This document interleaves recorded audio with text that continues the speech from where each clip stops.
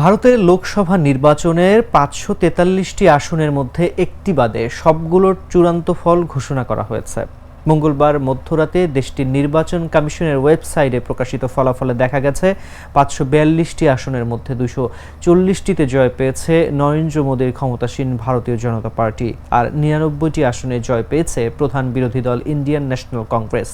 এছাড়া অন্য দলগুলোর মধ্যে সমাজবাদী পার্টি ৩৭টি, তৃণমূল কংগ্রেস ২৯টি, ডিএমকে ২২টি, তেলেগু দেশম পার্টি ১৬টি, জনতা দল ১২টি, শিবসেনা ৯টি, ন্যাশনালিস্ট কংগ্রেস পার্টি ৭টি ও শিবসেনা ৭টি আসনে জয় পেয়েছে। এছাড়া ৭টি আসনে জয়ের পাশাপাশি একটি আসনে এগিয়ে রয়েছে এনসিপি-এসপি। কমিশনের ওয়েবসাইটে আরও দেখা গেছে ৫টি আসন পেয়েছে লোক জনশক্তি পার্টি, ৪টি করে আসনে জয় পেয়েছে communist party of India, CPI, YSRCP ও রাষ্ট্রীয় জনতা দল। এছাড়া আম আদমি পার্টি, ঝাড়খণ্ড মুক্তি মোর্চা ও ইন্ডিয়ান ইউনিয়ন মুসলিম লীগ ৩টি করে আসন পেয়েছে। পাশাপাশি অনেকগুলো দল ২টি করে এবং অনেকগুলো একটি করে আসন পেয়েছে।